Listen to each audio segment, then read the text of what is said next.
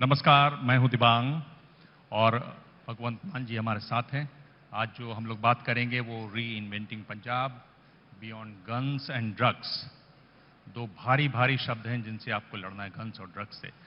मैं शुरुआत इससे करना चाहता हूं कि अगर आप देखें तो जिस तरह से एक जुलूस निकला अमृतपाल सिंह का, जो खालिस्तान समर्थक माने जाते हैं, खालिस्तान समर्थक हैं, और जिस तरह से वहां हल्ला गुल्ला हुआ, क्या आपको लगता है कि ये खालिस्तान वाले एक बार फिर जो सीमा का राज्य है पंजाब, वहां फिर से सक्रिय हो रहे हैं? देखिए दिव्यांग जी,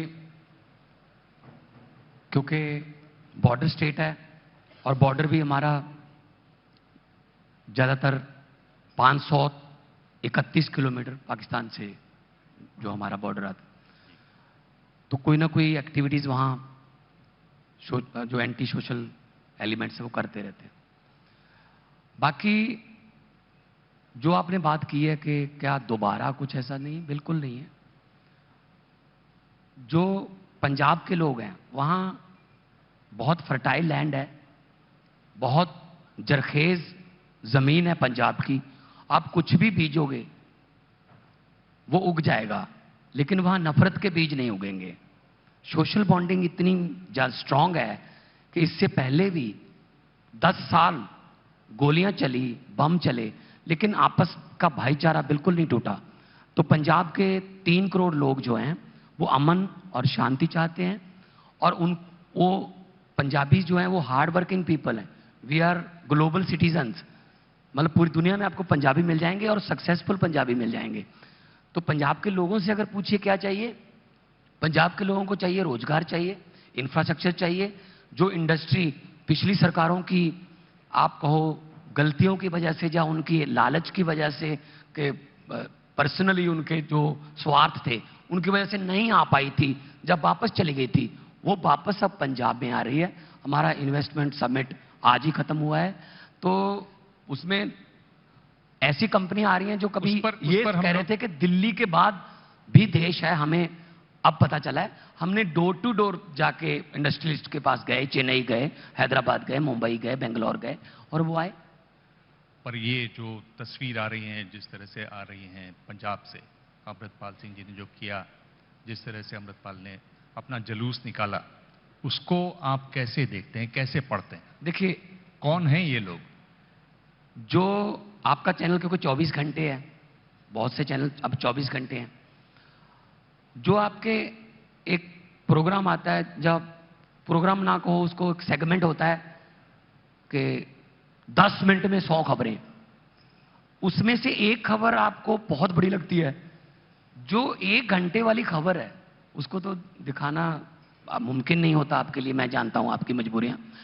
तो जो हम स्कूल ऑफ एमिनेंस खोल रहे हैं, हम आम आदमी क्लिनिक खोल चुके हैं, हम इंफ्रास्ट्रक्चर पे काम कर रहे हैं, हमने बिजली फ्री कर दी, 87% पंजाब के लोगों को बिजली मुफ्त मिल रही है, हम सड़कों के मामले में, NHAI के मामले में, हमारे 2 एयरपोर्ट इंटरनेशनल हो रहे हैं, वो भी खबरें हैं सर। आपको जो 2-3 सेकंड में दिखता है कि शायद सारा पंजाब ही ऐसे लगा हुआ है, बिल्कुल ऐसा नहीं है। मैं फिर कह रहा हूं, जो लॉ एंड ऑर्डर है वो बिल्कुल कंट्रोल में है। और अब तो नामवर जो मैगजीन चलते हैं देश के, उन्होंने हमें 2nd नंबर दिया है लॉ एंड ऑर्डर में। उनकी रेटिंग है, हमारी नहीं। हम तो कहने को कुछ भी कह देंगे, लेकिन उनकी रेटिंग है जो उन्होंने पंजाब के लोगों से पूछकर की है। और पंजाब के लोग जो हैं वो आज़ादी दिलवाने में भी और आज़ादी को कायम रखने में भी हमेशा पहले नंबर पर रहे हैं और आज भी हैं। आज भी हमारा जितने भी बॉर्डर हैं वहां पे पंजाब के लोग सीना तान के खड़े हैं। तो जो पहली अगर दुश्मन की कोई गोली आएगी तो पंजाब का सीना उसके सामने होगा। और दूसरी तरफ देश का पेट भरने में और देश को अनाज में आत्मनिर्भर बनाने में हमारा सबसे बड़ा फूड बॉल पंजाब है। राइस भी हम देश को देते हैं, वीट भी देते हैं। मैं फिर कहता हूं, जो मर्जी बीज लो, उग जाता है नफरत के बीज के सिवा। मान साहब, मैं फिर उसी सवाल पे आ रहा हूं। मैं आपको बार बार ला रहा हूं, पर आप उससे आगे चले जा रहे हो। उस पर भी बात होगी। मैं आपसे पूछ रहा हूं, देखिए बॉर्डर राज्य है, और जो हम कश्मीर में भी देख रहे हैं, पहले सुरंगें खोदी जाती थी, उससे ड्रग्स आती थी, उससे सोफिस्टिकेटेड हथियार आते थे, अब ड्रोन से वो काम हो रहा है। ये आप मना नहीं कर सकते कि सोफिस्टिकेटेड बंदूकें, वेपन्स और ड्रग्स, इसमें टेक्नोलॉजी का इस्तेमाल भारी पैमाने पर हो रहा है, और वो यहाँ आ रही हैं तो उन्हें कोई रिसीव भी कर रहा है। नहीं, ड्रोन्स का जो आना जो है वो पहले से था, अब भी है, लेकिन हमारी पंजाब पुलिस इतनी सक्षम है और बीएसएफ के साथ हम तालमेल में चलते हैं। फर्स्ट लेयर है बीएसएफ है, second third layer Punjab police के पास है। तो हर रोज हम ड्रोन्स जो हैं वो पकड़ते भी हैं, और गैंगस्टर्स जो हैं वो पकड़े जा रहे हैं, और ड्रग्स जो है वो पकड़ी जा रही है। और कुछ गैंगस्टर जो हैं वो अगर पंजाब पुलिस उनको कोई वार्निंग देती है, जो आगे से गोली चलाते हैं, तो उन इनकाउंटर भी हुए हैं। तो लेकिन मैं फिर वही कहता हूं, आप कह रहे हो कि मैं उसी सवाल पे अड़ा रहूंगा, आप आगे बढ़ रहे हो। मेरे ख्याल में देश को भी आगे बढ़ना चाहिए और सवालों को भी आगे बढ़ना चाहिए। पंजाब तरक्की कर रहा है तो करने दीजिए। पर ये भी आप देख रहे हैं कि ड्रोन ही नहीं, जो हमने एक मैं आपका सवाल, एमएचए के साथ हमारी मीटिंग हुई, माननीय गृह मंत्री जी के साथ। हमने उनको एक सुझाव दिया कि एंटी ड्रोन टेक्नोलॉजी जो है वो हमें चाहिए। अब कई बार ऐसा भी हुआ है कि ड्रोन हमारी तरफ से ही उड़ा, उधर जाके वहां से ड्रग या हथियार भी साथ में भेजने लगे हैं, वो लेके आ गया, हमने उसको पकड़ लिया। ड्रोन इंडिया का था। तो अगर मोटरसाइकिल, कार और पूरे व्हीकल रजिस्टर्ड हैं, अब पॉलिटिकल रैली में भी ड्रोन से कवरेज होती है, आपके जो बड़े बड़े शो होते हैं जो आउटडोर करते हैं वो भी आप ड्रोन से करते हो, और शादियों में भी ड्रोन यूज होता है। तो कम से कम ड्रोन की रिसर्च तो होने लगे ना, पता होना ये कौन सा ड्रोन है जो गिरा था, इसका मालिक कौन है, उसके पता करें भाई आपने किसको दिया था ये। तो एंटी ड्रोन टेक्नोलॉजी के लिए हम पुलिस को मॉडर्नाइज कर रहे हैं, पंजाब पुलिस को, और बीएसएफ के साथ हम मिलके चल रहे हैं। हमारा कोई उनके साथ कोई ऐसा नहीं है कि कोई पॉलिटिकल हम कोई क्रेडिट वॉर में हम चले जाएंगे। लेकिन इतना मुझे पता है कि ड्रग्स का जो अगर सवाल आप मुझे पता है करोगे, उसका भी हमने ये प्लान बनाया हुआ है। मैं आपको बार बार उसका उत्तर देता रहूंगा, आप पूछिए जो मर्जी पूछिए। पर ये आप देख रहे हैं कि गैंग्स बन गए हैं जिनके पास सोफिस्टिकेटेड वेपन्स हैं, और उसमें फिर टेक्नोलॉजी का इस्तेमाल, यानी फेसबुक वगैरह में गैंग्स की तस्वीरें छपती हैं, वहीं से युवाओं का रिक्रूटमेंट भी होता है, और एक तरीके से बड़ी ग्लैमरस लाइफस्टाइल से दिखाई जाती है इन गैंग लीडर्स की। या ये बात आपके संज्ञान में है, इस पर आप कुछ कदम उठा रहे हैं? देखिए, हमें तो 11.5 महीने हुए हैं अभी, क्या ये गैंगस्टर अभी पैदा हुए हैं? ये दोनों पार्टियां जो पहले थी, बीजेपी भी साथ में थी, अकाली दल के और कांग्रेस, इन्होंने पॉलिटिकल संरक्षण दिया उनको, इनके अपने यूथ केडर में उन्होंने इनको रखा हुआ था, इनको पालते रहे, काम लेते रहे, धमकियां देना या इलेक्शन के समय डराना धमकाना। अब उसके बाद दोनों एक पार्टी आ जाती थी वापस, तो वो दूसरे वाले कहते थे ये हमारे हैं यार, इनको कुछ मत कहना, वो, और दूसरी आ जाती, वो कहते ये हमारे हैं। अब इनको ये पता नहीं था ना कि तीसरा भी आ जाएगा कोई। हमारा जीरो टॉलरेंस है ड्रग के प्रति, करप्शन के प्रति, और जो भी चाहे हमारा ही हो, हम पंजाब को दोबारा पंजाब बनाना चाहते हैं। हमें लंदन, कैलिफोर्निया, पेरिस नहीं बनाना। हमारा वापस पंजाब आ जाए तो हम उससे संतुष्ट होंगे। ये आपने सुना कि जो गृह मंत्री हैं अमित शाह, वो यात्रा निकालने वाले हैं ड्रग्स के खिलाफ पंजाब में। पंजाब में ड्रग्स के खिलाफ होम मिनिस्टर यात्रा निकालने वाले हैं। जब शुरू हुई थी ये ड्रग की प्रॉब्लम, तो बीजेपी और अकाली दल की सरकार थी सर, तब क्यों नहीं यात्रा निकाली? जब बड़े बड़े पॉलिटिकल लोगों के नाम आए, बड़े बड़े जो तस्कर थे उन्होंने नाम लिया कि मैं तो इसके लिए काम करता हूं, तब क्यों नहीं यात्रा निकाली गई? ये पॉलिटिकल यात्रा है सर। लेकिन मुझे इतना पता है, पंजाब में, फिर मैं कहता हूं, शांति के लिए कोई यात्रा निकाल ले, कोई प्रॉब्लम नहीं है। लेकिन होम मिनिस्टर ड्रग्स के खिलाफ यात्रा निकाल रहे। भाई होम मिनिस्टर का काम है ऑर्डर देना कि बॉर्डर से ना आए, पंजाब पुलिस को और सक्षम करना, हमारे लिए कंपनियां भेजो वहां पे हम बॉर्डर से ड्रग्स बंद करें। तो अगर होम मिनिस्टर भी यात्रा ही करेगा तो फिर तस्करों के तो हौसले बढ़ेंगे कि यात्रा से थोड़ी रुक जाएगा ये काम। हमें जमीन पर इसको इंप्लीमेंट करना है।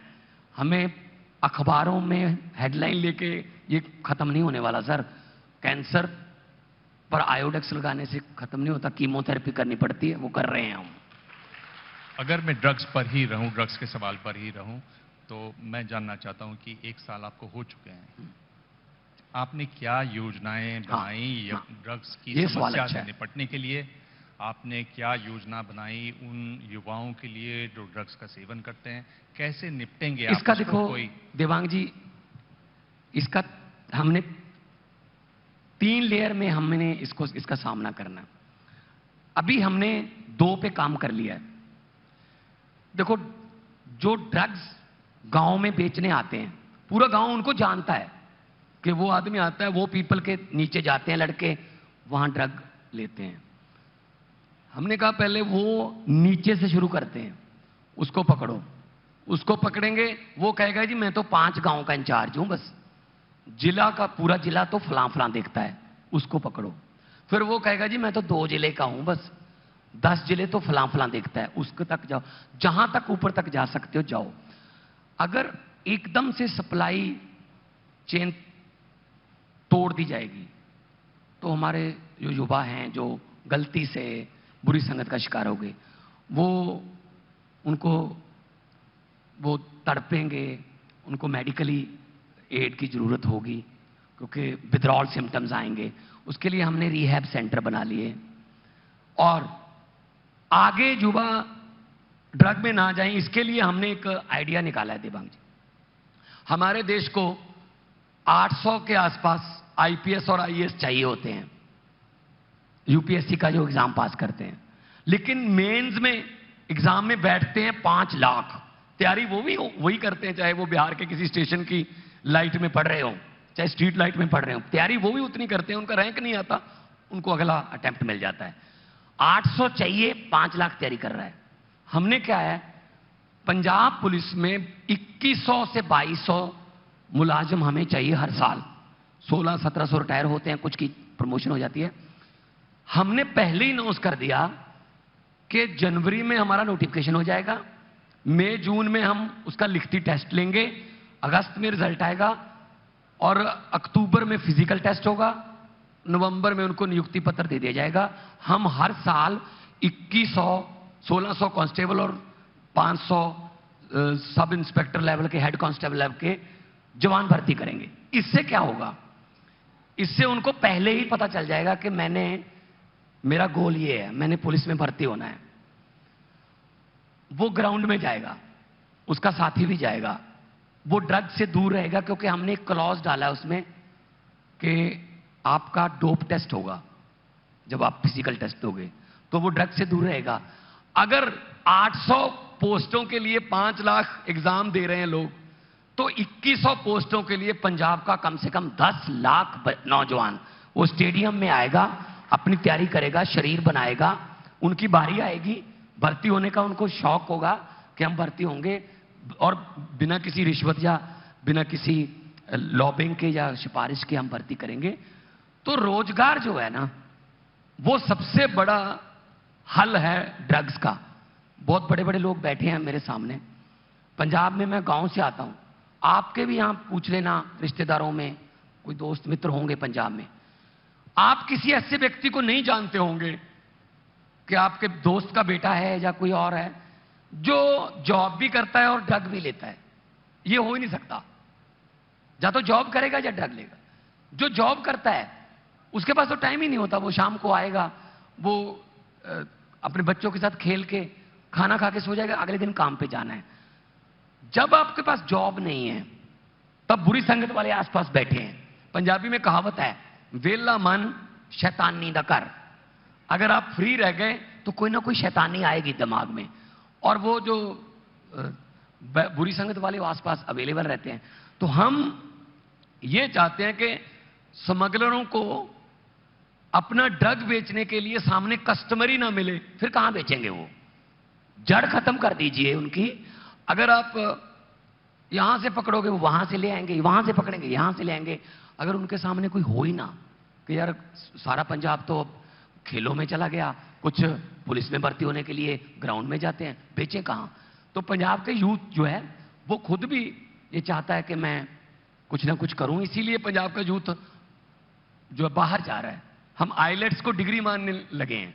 आइलेट्स एक छोटा सा टेस्ट है इंग्लिश का, लेकिन हम डिग्री मानते हैं उसको कि बेटे ने आइलेट्स कर लिया मतलब कनाडा चला जाएगा, ऑस्ट्रेलिया चला जाएगा, बस यहां से बच जाएगा। पेरेंट्स भी कहते हैं प्लस 2 कर, 6.5 बैंड ले, 7 बैंड ले और चला जा। आपको ताज्जुब होगा, जो मैट्रिमोनियल अखबारों में छपते हैं ना पंजाब में, उसमें जिक्र किया जाता है 6.5 बैंड लड़के के लिए 7.5 बैंड लड़की चाहिए। मैंने कहा पहले रेडियो होते थे 2 बैंड 3 बैंड। तो हम इसीलिए भाग रहे हैं यहां से क्योंकि हमें यहां पर अंधेरा नजर आ रहा था। अब हमने जॉब क्रिएशन की तरफ ध्यान दिया है, वही लड़के अब वापस भी आ रहे हैं और जहां से जो जाने की तैयारी कर रहे थे, बहुत से बच्चों ने अपना प्लान बदल दिया कि पंजाब में रहेंगे और पंजाब को ही दोबारा पंजाब बनाएंगे। गुरुओं पीरों की धरती है, गुरु नानक देव जी की धरती है, शहीदों की धरती है, और वो धरती ऐसी है जो भी उस वहां पे आया उसको बरकती होती है सर, घाटा नहीं किसी को होता, चाहे वो इंडस्ट्री में आ जाए, चाहे वो किसी भी काम के लिए आ जाए पंजाब में। जी, ये जो बातचीत है इसकी शुरुआत पहले होने वाली थी इस सवाल से जो अब आने वाला है, पर चूंकि ये जो खालिस्तान वाला जो वहाँ जुलूस निकला उसके इसलिए वहाँ ये बात इधर उधर चली गई। आपके 1 साल वहाँ पूरे हो रहे हैं, आपने जो वादे किए थे उनमें से कितने पूरे हो सके? वादे नहीं थे सर, हमारी गारंटियां थी।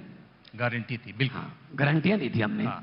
सबसे पहले हमने आते ही करप्शन के खिलाफ एक मुहिम छेड़ी, एक हेल्पलाइन नंबर जारी किया कि आप जाओगे दफ्तर में, कोई बाबू आपसे पैसे मांग रहा है, मना मत करना, जेब से मोबाइल निकालना, फोटो खींच लेना, जब वीडियो बना देना हमें भेज देना। फोन आने लगे, करप्ट अधिकारियों को मैसेज चला गया, वो जेल जाने लगे। बहुत बड़े बड़े मंत्री हमने पकड़े, अभी भी जेल में हैं, जो कांग्रेस के समय उन्होंने करप्शन की थी, वो अंदर हो रहे हैं, हर रोज जा रहे हैं। आपको हैरानी होगी सुनकर, एक तो ऐसा है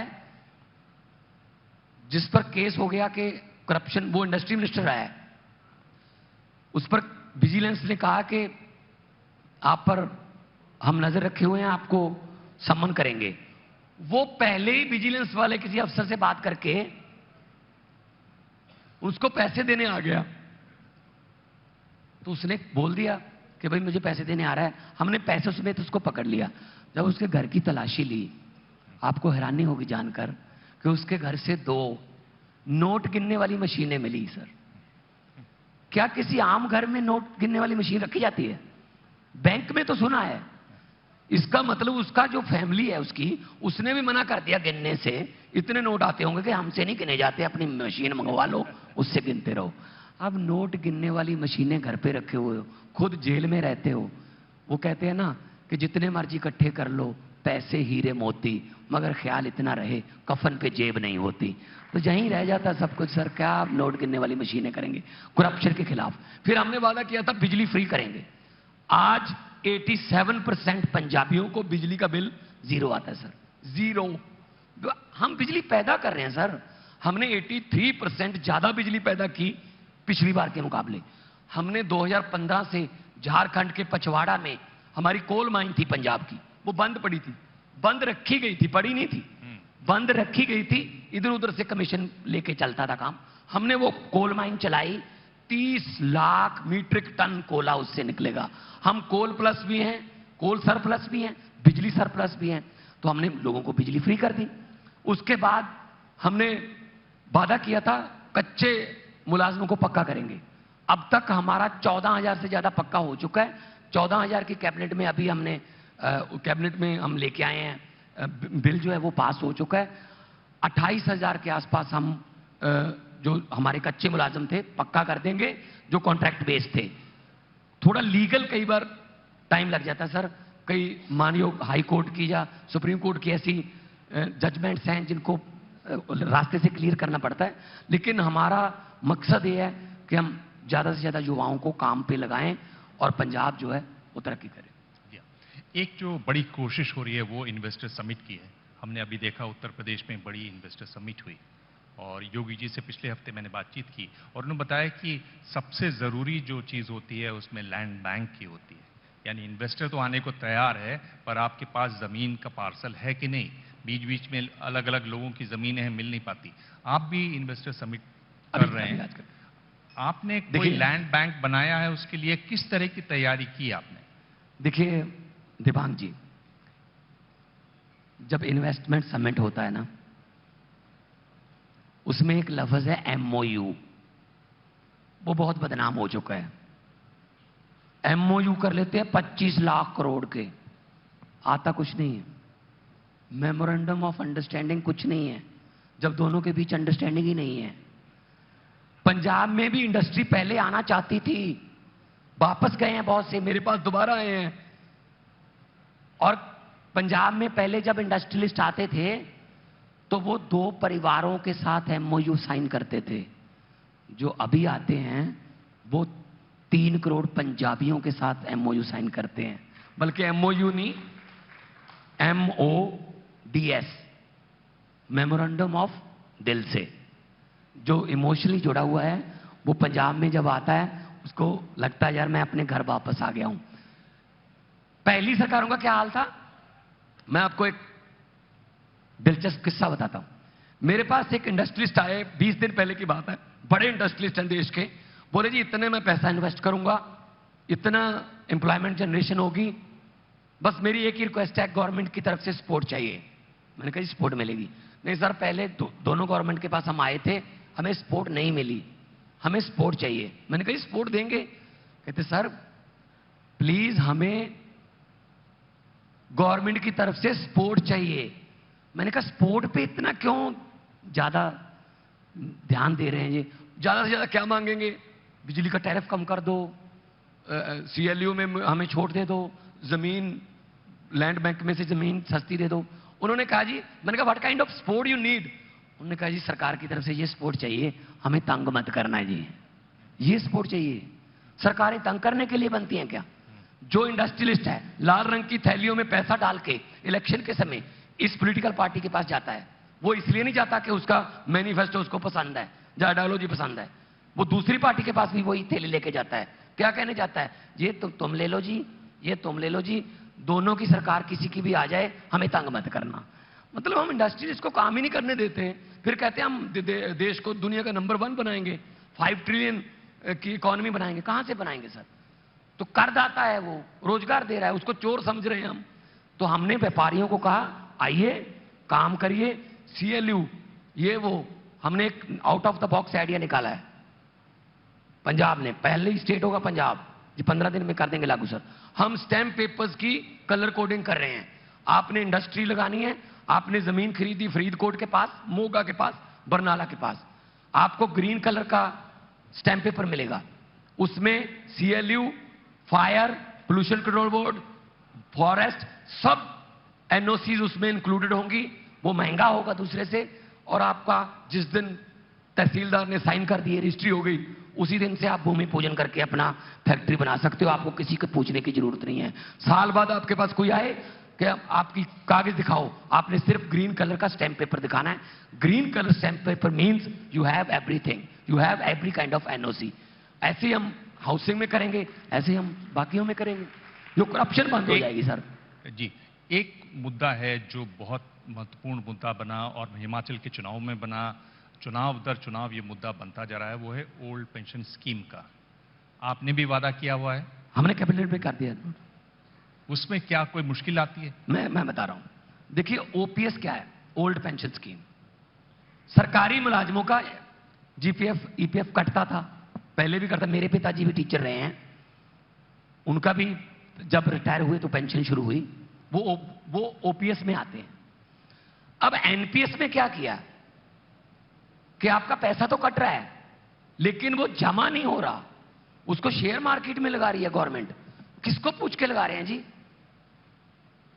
ये हो रहा है कि शेयर मार्केट में पैसा लगा दिया, वो शेयर गिर गए और बैंक डूब गया, तो बैंक को कोई घाटा नहीं, गवर्नमेंट को कोई नुकसान नहीं। भाई उनका जो पेंशन वाले थे उनको बोल दो आपका पैसा यहां लगाया था, वो बैंक भाग गया, भाई आपको पेंशन 1600 रुपए मिले। अब 30 साल गवर्नमेंट की नौकरी करके आपको 2000 रुपए पेंशन मिले, तो ये कहां का इंसाफ है? गवर्नमेंट लोगों का पैसा क्यों लगा रही है शेयर मार्केट में? शेयर मार्केट कैसे गिरती है आपको देखा ही है। जो अभी हुआ है घटना शेयर मार्केट वाली, उसका लाखों मुलाजिमों पर असर पड़ेगा, क्योंकि एसबीआई जो बैंक हमारी सरकारी है उनका पैसा वहां पे लगा दिया था। तो मैं कहता हूं ये स्टेट वाइज क्यों करवा रहे हैं हमसे कि हम ओपीएस हमारी स्टेट में लागू करेंगे जी। वो कह रहे हैं जी जो आपका पैसा अब तक आ गया हम नहीं देंगे जी। सेंटर इस काम के लिए बनाया क्या कि हमारे पैसे रोक लो? जीएसटी के पैसे नहीं देते हमें, आरडीएफ का पैसा हमारा पड़ा है, और तो और मतलब मुझे पता नहीं कौन कौन इनके सलाहकार हैं। हम महानदी कोल माइन उड़ीसा में वहां से कोल लेते हैं जी, ये ध्यान से सुनने वाली बात है देवांग जी।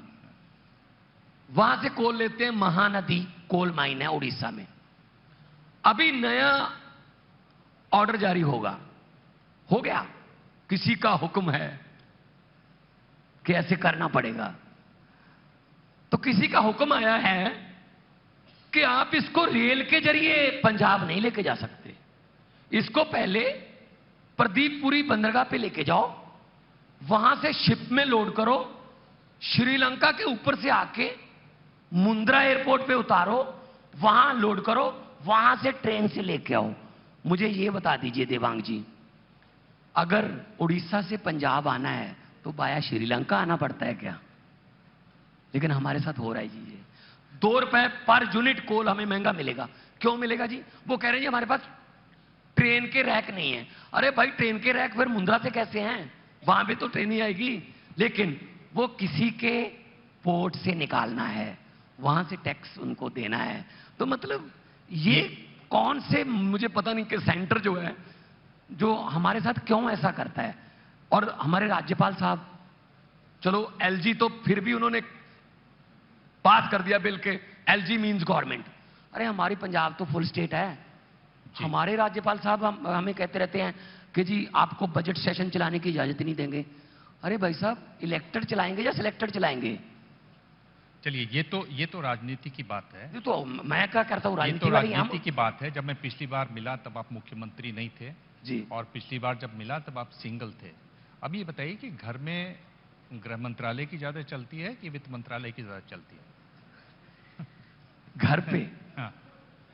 घर पे तो देखो सोचने लग गए घर की बात पर आप। बता क्या है, ये देखो ये तो यूनिवर्सल ट्रुथ है, ये तो यूनिवर्सल ट्रुथ है कि मतलब आदमी जितने मर्जी बड़े पद पर चला जाए, वो कहते हैं ना दुनिया में सबसे, किसी ने सवाल पूछा दुनिया में सबसे ज्यादा खतरनाक चीज क्या है? किसी ने कहा AK-47, किसी ने कहा जी एटम बॉम्ब। सही जवाब था पत्नी की आंख का आंसू सबसे खतरनाक है। थोड़ा सा भी आ गया, जितना मर्जी बड़ा आदमी हो वैसा पिघल जाता है। तो मैंने भी घर जाना है देवांग जी, आपने भी घर जाना है, छोड़िए इन बातों को। जब ऐसा बैठे हुए हैं बहुत ध्यान से आपकी बात सुन रहे हैं। अच्छा, आखिर में जब हम पहले मिले थे पहली बार, तो आप 2-2, 3-3 लाइनें शेर सुनाया करते थे। तो खत्म करने से पहले आप अगर 2 लाइन कोई सुना दें जो अभी भी आप। तब जावेद साहब भी राज्यसभा में थे, हम सेंट्रल हॉल में बैठे रहते थे, इनसे बहुत कुछ सीखने को मिलता था, क्योंकि ये बोलते हैं जब तो लफ्ज़ों में बहुत असर होता है। तो लोकसभा में भी मेरे साथ ऐसे होता था, क्योंकि टाइम हमारे पास 1 मिनट होता था। 1 मिनट में क्या बोलोगे आप? या तो फिर आप शेरो शायरी में कुछ बहुत बड़ी बातें बोल सकते हो 4 लाइनों में। तो ये जो एनआरसी पे डिबेट चल रही थी, बड़े बड़े भाषण दिए जा रहे थे 1-1 घंटे के, ये समाज ये समाज ये समाज। मैंने कहा जी मुझे भी टाइम चाहिए। कहते जी नहीं अब टाइम नहीं मिल सकता, बहुत हो गया, बिल पास करना है। मैंने कहा जी पार्टी का एक ही हूं मैं, अकेले ही हूं, तो थोड़ा टाइम तो दे दो ना, मेरी पार्टी की हाजिरी तो लगेगी। मैंने कहा 30 सेकंड दे दो। स्पीकर साहब कह रहे 30 सेकंड में क्या करोगे तुम? मैंने कहा जो 1 घंटे में नहीं किया मैं 30 सेकंड में कर दूंगा। कहते चलो आपका समय शुरू होता है अब। मैंने कहा कि लंबे सफर को मीलों में मत बांटिए, लंबे सफर को मीलों में मत बांटिए, कौम को कबीलों में मत बांटिए। एक बहता दरिया है मेरा भारत देश, इसको नदियों और झीलों में मत बांटिए। वाह। और आपसे दोबारा मिलने की इच्छा लेकर एक मैं जाते जाते ये कह रहा हूं, जावेद साहब बैठे, इनके सामने शेर सुनाना तो सूरज को दिया जलाने वाली बात है कि लोगों को अक्सर कहते सुना है, जिंदा रहे तो फिर मिलेंगे। लोगों को अक्सर कहते सुना है, जिंदा रहे तो फिर मिलेंगे। लेकिन इस पंजाबी दिल ने कहा है, मिलते रहे तो जिंदा रहेंगे। वाह, बहुत बहुत बढ़िया। मुकुंद मान, बहुत बहुत धन्यवाद। आपने सभी सवालों के सीधे जवाब दिए। आपका पहले ही साल हुआ है, आपसे दोबारा सवाल होंगे और तीखे सवाल होंगे अगली बार। Thank you very much.